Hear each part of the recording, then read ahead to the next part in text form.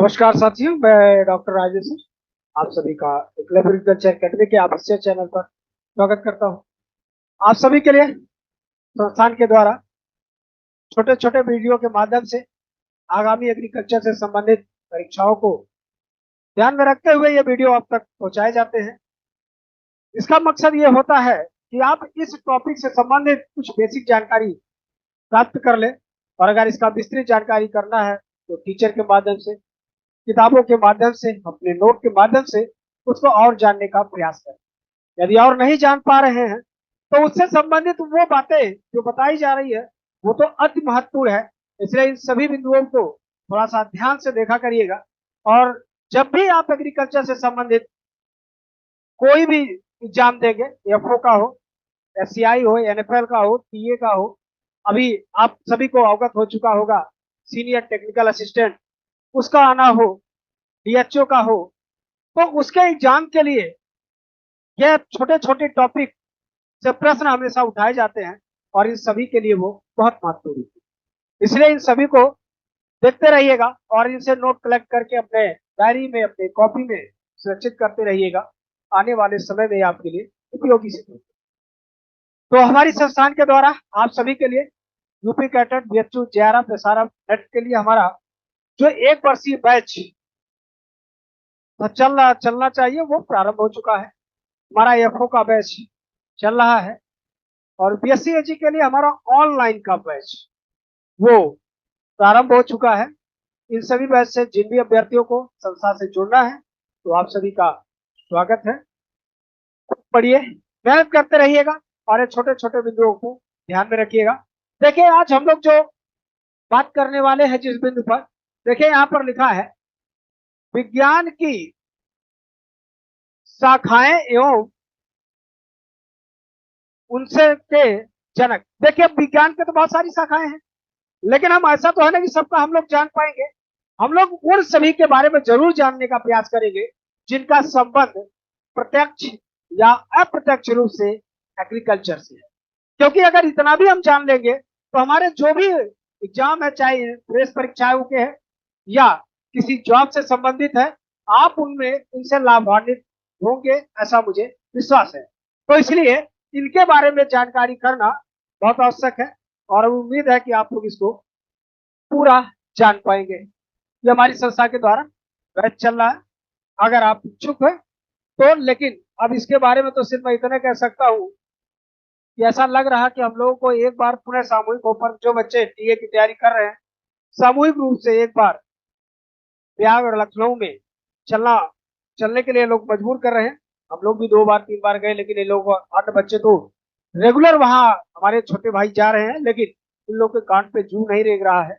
और हमेशा हम सभी एग्रीकल्चर के छात्रों को अपनी भाषा में कुछ भी बता देते हैं, फला दिन आएगा, टिप्पा आएगा, ये हो रहा, वो हो रहा, और हम लोग शांत स्वभाव के लोग ये हम लोग का जो है मिस यूज एक तरह से कर रहे हैं। तो इसके लिए भी बातचीत चल रही है।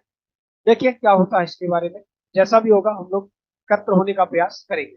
ठीक है, आइए आइए हम लोग अपने महत्वपूर्ण मुद्दे पर चलते हैं जो हम लोग को जानना है। देखिए, इनमें जो सबसे महत्वपूर्ण है होता है, ठीक है।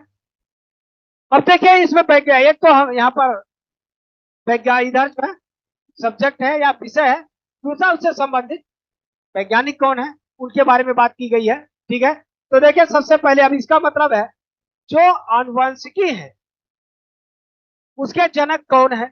आप सभी को पता है आनुवंशिकी के जनक ग्रेगर जॉन मेंडल है। अब आप लोगों से मेरा एक सवाल ये है, ग्रेगर जॉन मेंडल का जन्म कब हुआ, आप लोग बताइएगा। ठीक है, अपने रिसर्च के लिए किस पौधे को उन्होंने चुना, इसका नाम बताइएगा, और कुल कितने कैरेक्टर लिए थे इसको जरूर बताइएगा, क्योंकि इनके नाम से ये बाकी जो 3 प्रश्न है बड़े महत्वपूर्ण है और पूछे भी जाते हैं। ठीक है, उसके बाद देखिए लिखा है वनस्पत विज्ञान।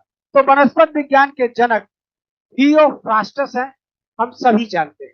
ठीक है, जंतु विज्ञान के जनक अरस्तु है, इन्हीं को इंग्लिश में एरिस्टोटल कहा जाता है।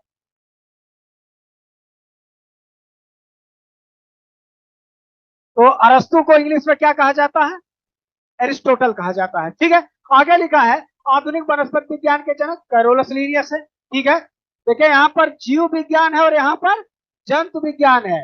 मतलब बायोलॉजी के, ठीक है, बायोलॉजी के जो है जनक अरस्तु या एरिस्टोटल है, और जूलॉजी के भी जनक अरस्तु ही है।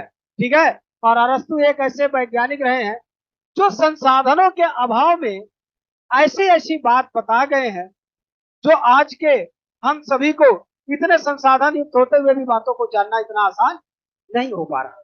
ठीक है, आगे लिखा है मृदा विज्ञान। तो मृदा विज्ञान में हम सभी लोग को जानते हैं डाकूचे, और बड़ा मशहूर है ये।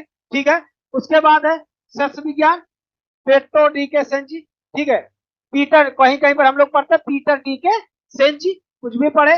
कृषि मौसम विज्ञान के लिए कौन है? कोपेन महोदय है। ठीक है, और कृषि रसायन विज्ञान के कौन है? ली विंग है। कहीं पर ली विंग लिखा रहता है, कहीं पर लिविंग लिखा रहता है, तो आप लिविंग पढ़े या लिविंग पढ़े, कोई दिक्कत नहीं।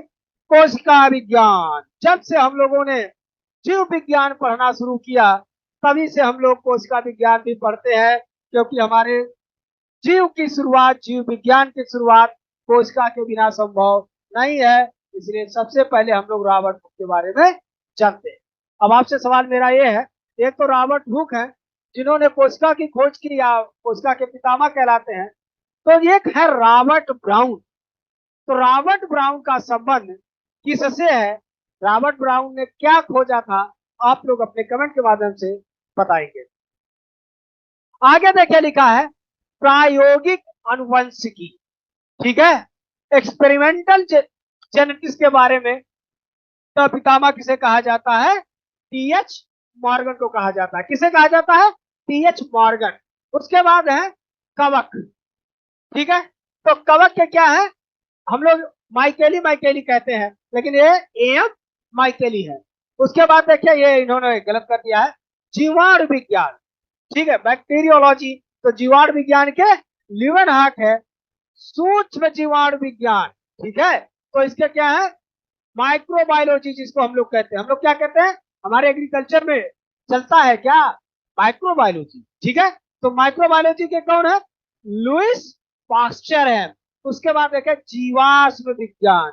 जीवाश्म विज्ञान के क्या है? Leonard the Vinci. Leonard the Vinci है।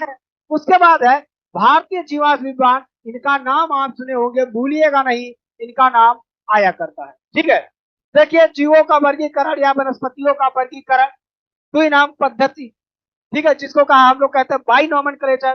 द्विनाम पद्धति के जनक कैरोलस लीनियस महोदय है। ठीक है, उसके बाद हम लोग म्यूटेशन या परिवर्तन जानते हैं, ह्यूगो डी ब्रिज महोदय है। रक्त संचार का विलियम हार्वे है। रक्त समूह के कार्ल लैंड स्टेनर है। ठीक है, उसके बाद देखिए लिखा है जैविक खेती। ये ध्यान रखिएगा, इस समय ट्रेंड में है, ये पूछा जा रहा है। ठीक है, तो जैविक खेती के कौन? Albert Hubbard. ये यहाँ पर नहीं होगा, ये यहाँ पर। ठीक है, अल्बर्ट हुबार्ड इस समय ट्रेंडिंग में चल रहा है, ये इसलिए पूछा जा रहा है इसमें। दूसरा प्राकृतिक खेती। ठीक है, तो प्राकृतिक खेती भी खूब ट्रेंड में पूरे वर्ल्ड में चल रहा है। मसानुबी फुकोका।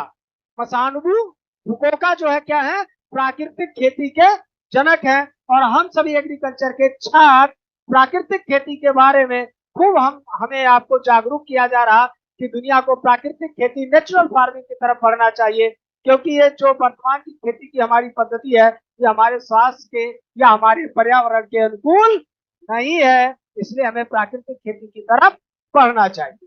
ठीक है, आगे है पादप शरीर। देखिए यहाँ पर एक राय इन्होंने छोड़ दिया, पादप शरीर क्रिया विज्ञान, जिसको आप कहते हो प्लांट फिजियोलॉजी। तो प्लांट फिजियोलॉजी के कौन है? स्टीफन हेल्स महोदय है। उसके बाद देखिए लिखा है अर्थशास्त्र। तो अर्थशास्त्र के क्या है? हम लोग पढ़ते ही हैं, एडम स्मिथ को अर्थशास्त्र का जनक कहा जाता है। उसके बाद भारतीय पक्षी विज्ञान। ठीक है, तो कौन है? डॉक्टर सलीम अली है। ठीक है, तो ये इस तरह से आप पढ़ते चलेंगे, देखते चलेंगे। यह आप लोगों के लिए जो छोटे छोटे टॉपिक होते हैं, लेकिन अगर आप अपने कोई पुराना पेपर उठाएंगे तो आपको देखेंगे तो इन महान वैज्ञानिकों का नाम किसी न किसी रूप से हम लोगों से पूछा जाता है। ठीक है, तो इन सभी के बारे में आप वो ध्यान रखिएगा। ठीक है, आगे देखिए लिखा है पादप रोग विज्ञान। मतलब प्लांट पैथोलॉजी। तो प्लांट पैथोलॉजी विश्व में कौन है? एंटोन डिवेरी है। और भारत में कौन है? ईजे बटलर है। और खरपतवार के कौन है? जेथरो टूल है, खूब आप जानते हैं। शून्य भू परिष्करण, ये किसके कौन है? जेथरो टूल है। ठीक है, तो ये एग्रीकल्चर के कुछ महत्वपूर्ण, ठीक है, हमारे वैज्ञानिकों के नाम है जिनके बारे में आपको जानना चाहिए। ठीक है, एकलव्य एग्रीकल्चर एकेडमी के द्वारा आप सभी के लिए यूपी का ग्रेजुएट का हमारा बैच चल रहा है। हमारा एफओ 2023 का बैच भी चल रहा है। हमारा यूजी ऑनलाइन का बैच चल रहा है। ठीक है, और टीए के संबंध में सिर्फ इतना है कि अभी तो हम लोग उनका वेट कर सकते हैं। ठीक है, बाकी कोई ऑनलाइन प्लेटफॉर्म के लिए इच्छुक अभ्यर्थी है तो आप उनसे जुड़ सकते हैं। ऑफलाइन के लिए हम विज्ञापन आने के बाद, हाँ, हमारा एसटीए का, जो हमारा एसटीए का बैच है 15 अगस्त के बाद वो शुरू हो जाएगा, ऑनलाइन ऑफलाइन दोनों मोड पे। तो इच्छुक एसटीए के लिए संपर्क कर सकते हैं। तो आज के लिए इतना ही, मिलते हैं अगले वीडियो में, तब तक के लिए धन्यवाद।